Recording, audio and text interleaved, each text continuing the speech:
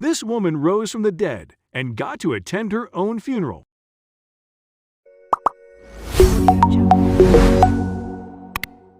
Nola Rukundo found herself in an extraordinary situation, in the literal sense, when she attended a very odd funeral, her own. Nola was born in the African nation of Burundi. She went through a lot of difficult times in her homeland before she decided to seek a better life in Australia. There, everything seemed to get better for Nola, until the fateful day she had to go home for the very strange funeral, her own. It was way back in 2004 that Nola decided it was time for a radical change in her life. Like so many people, she spent her whole life in her homeland, from childhood to teenhood and early adulthood. Like most people in her country, she always fantasized about having another life somewhere different. Nola got married when she was of age and gave birth to 5 beautiful kids.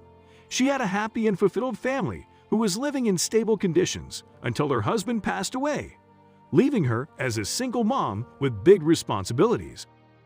Nola had to be strong enough to carry on her own and plan for life after her husband's death. Being a single mother with 5 children is no easy task, especially that she was jobless at the time and had no other financial support other than her deceased husband. After some thought and sleepless nights, she decided that the best way to look after her children was to seek out a fresh start. She made the decision to travel to Australia, find a new job and a nice place where she and her kids could settle down and build a new life. Her kids got adjusted to the new Australian weather neighborhood quite fast. Life there was everything she ever wanted. She and her kids were happy, and that was enough.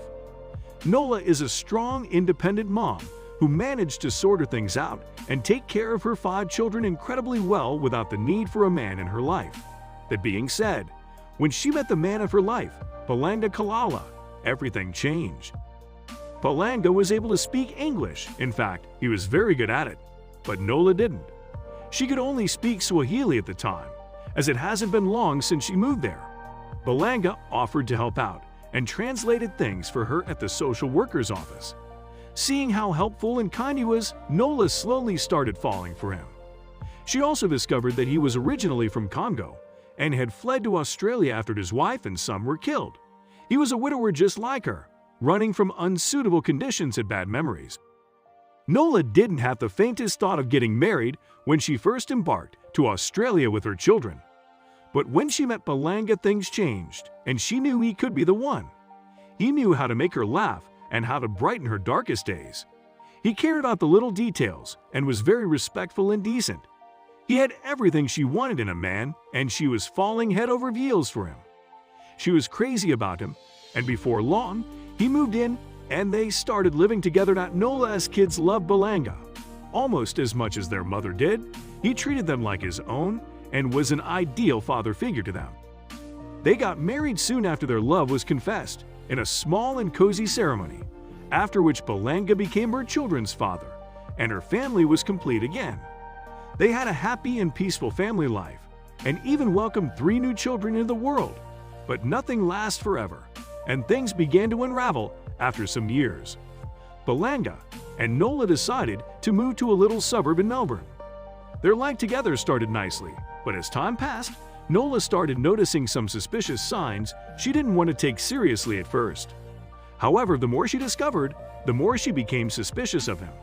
Things only kept unraveling, and Nola didn't like what she was finding. After they had their children, Palanga began to show his true colors. He could be very violent at times with his unpredictable outbursts of violence. He had a tendency of losing his temper easily. He even physically hurt his wife on many occasions.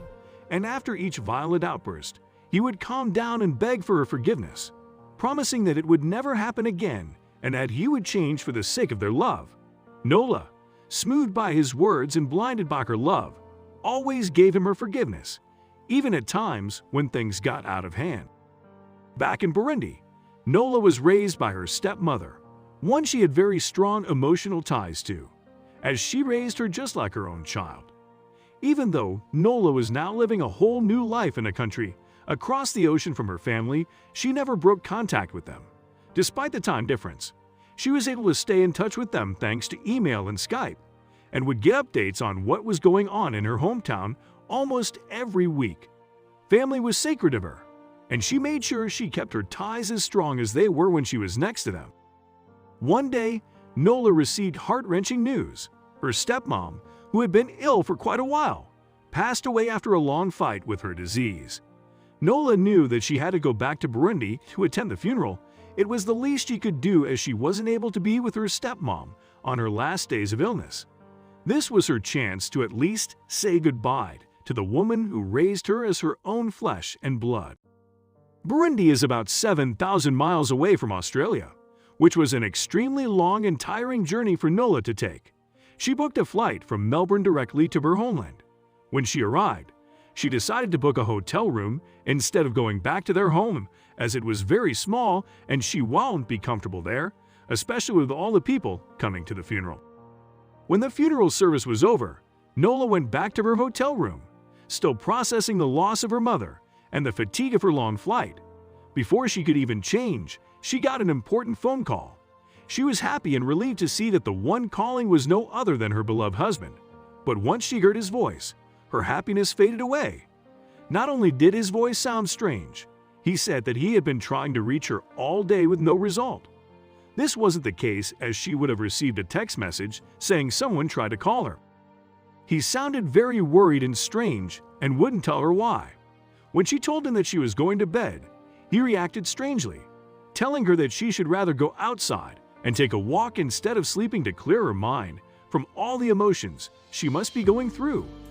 Nola agreed with him, as she was in dire need for fresh air after all the emotional burden she was overwhelmed with. She stepped out of the hotel and headed for a small park in the corner. Only a few minutes had passed since she left her hotel when she saw a man walking right towards her with a gun in his hand. It was clear that he was aiming his firearm in Nola's direction. When he got closer to her, he started speaking in an assertive and threatening tone. He told her not to scream, as he would shoot her if she started to scream, and it would be too late for anyone to save her. All Nola could think about was what to do in order to stay alive and escape with the least damage possible. The gunman made her walk over to a nearby car and pushed her inside. 3 other men were inside the car with her. 2 of them were armed. The car set off and drove for around 40 minutes. Nola was so scared the whole time, but she tried to remain as focused and calm as possible. She knew that nobody was coming to save her, and she had to stay alert if she wanted to survive and return home to her family. Eventually, the car stopped and Nola was dragged out of the car and into a building. The men ordered her to sit and chained her to a chair. Nola didn't dare release a single sound. She was in an isolated place, and no one would hear her scream to come to the rescue, even if she tried. While she was sitting in the chair and waiting to see what they would do to her next, she overheard one of the kidnappers talk on the phone with someone. Soon after that, her kidnapper started showering her with very odd questions. "What did you do to this man? Why has this man asked us to kill you?" Nola couldn't understand what was going on. Who could possibly want her dead? And why would anyone want her dead in the first place? Nola was so confused. The only thing she could do was ask the kidnappers the identity of the man who wanted to assassinate her. The kidnappers responded without much begging. The hidden killer was her husband. Balanga was responsible for hiring the hitman. Nola knew that her husband had very sudden outbursts of violence, but she never thought it would ever go that far. Eyeing hitmen to end her life was something beyond imaginable. And for what? In denial. She refused to believe, couldn't bring herself to believe them at first, and accused them of lying. Her accusation got her kidnappers furious. The man who got her in yelled at her, saying she was a fool for still trusting a man who wanted her dead. To prove his point, one of them dialed his number and put him on speaker. The phone rang, and the kidnapper put it on the loudspeaker, telling the man on the other end that he and his friends had successfully kidnapped Nola and asking what to do next. What happened next was something Nola would never forget. She heard a voice she knew very well, saying in a cold tone, "Killed her." It was Balanga's voice, the same man she'd had children with, fallen in love with. The man she shared the most heartfelt vows with only a few years back. The same man she was counting to spend the rest of her life with was literally ordering her execution. Nola was so shocked after hearing her husband's voice that she passed out. When she awoke, she thought of her children back home and what Balanga would tell them. Her heart broke once again as she imagined her family would never know what had really happened to her. The leader of the kidnappers reassured her that they weren't going to kill her, as they never kill women or children. He further revealed that her husband had ordered the hit several months ago. Even they couldn't understand what she could have possibly done to drive him to that edge. They kept asking her about what could be the reason behind such extreme measure. Nola couldn't think of anything.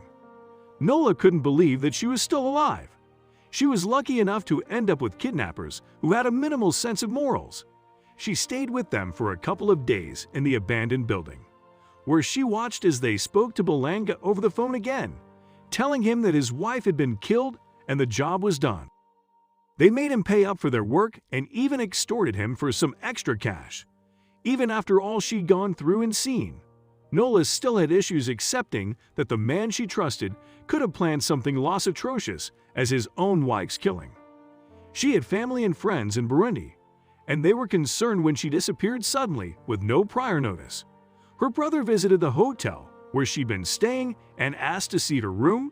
All of her clothes and possessions were still there, which made him realize that something was wrong. She wouldn't leave abruptly without telling him. Her brother knew she was still there, in Burundi, but didn't know what had happened. He had Balanga's number, so he decided to give him a call. Nola's husband pretended to be shocked at the fact that Nola had vanished. He seemed worried and scared, and even sent her brother to check on her. After 2 full days, Nola got some reassurance. Her captors revealed that they were going to set her free. She was lucky to end up with criminals who wouldn't harm women or children anywhere else. She'd be long underground. Her kidnappers didn't stop there. They even warned her about the danger her husband was. He wanted her dead at all costs, and he wasn't going to stop until he got what he wanted. They also gave her a memory card with all of the phone calls from Balanga recorded on it, along with receipts of the money he'd sent. Nola knew she didn't have any time to lose. The first thing she did with her freedom was get a phone and call the pastor of her church in Australia, Desano Harunonantadma. He was shocked when he saw her call as Balanga had been telling everyone back home that she was missing. Nola told him everything. He barely believed her at first, but she eventually convinced him that she was telling the truth. She told him that she was heading home, but urged him to keep it secret until everyone heard everything from her own mouth. Right after she hung up, Nola started to prepare the perfect revenge plan. Back in Melbourne, Balanga was keeping up the act. He told everyone that Nola had been killed in an accident and played the part of the grieving widower. In reality, he was laughing behind their backs and thinking of the future life that lay ahead of him. Meanwhile, all of the members of the local community who loved and cared for Nola were in deep grief. They even started the preparations for a funeral. When the big day arrived, Balanga cried and acted sad as mourners gave him their best wishes. Little did he know that Nola was actually on her way there and was about to disrupt his plans in the most dramatic way. On February 22 of 2015, Nola made it safely back to Melbourne. She was so happy to be out of Burundi and back in the country where she felt safe, secure, and at home. But she still had a big task ahead of her. She had heard news about the fake funeral that her husband had planned, and she only had one idea in mind. She was going to gate crash the big event. She was going to crash her own funeral. At 7:30 p.m. on the day of the funeral, Nola was sitting in a parked car just outside her family home. She was watching them from afar, waiting for the perfect moment to make her grand entrance. Finally, she saw Balanga step out of the house and guide some of the guests to their car. It was very dark when Nola finally stepped out of the car and headed towards the entrance of the house. Balanga was standing outside and spotted her walking in his direction. His facial expressions changed as he saw her. He was completely shocked and terrified, mumbling words under his breath, not believing what he was seeing with his own eyes. His wife was back from the dead, and that was not good news for him. Nola walked right up to him in astonishing confidence and steadiness. She stood right in front of him and looked him straight in the eyes. Balanga thought she might be a ghost, so he reached out to touch her. Then, he realized to his big surprise that she was as real can be. He started screaming, crying, and begging for forgiveness, just like he always used to whenever he gets his violence outbursts. Nola had forgiven Balanga many times in the past. He had hurt her, emotionally and physically, on several occasions, but she always gave him the benefit of the doubt. She believed him when he said that the violence in his past had affected his mind. She trusted him when he said he was going to be a better man. She trusted him with her life, with her sanity, and he broke that trust. Nola told him that she had already called the cops, who then revealed themselves and ordered Balanga to leave the property. They couldn't arrest him, as they didn't have a proper case at the time, but they could at least get him to stay away from his wife and their kids. Later on, during a phone conversation that Nola secretly recorded, Balanga confessed to everything. In his defense, Balanga said that he had only planned the whole thing because he loved Nola so much. He was so worried she was other men that he decided to have her killed, as he'd rather have her dead than with someone else.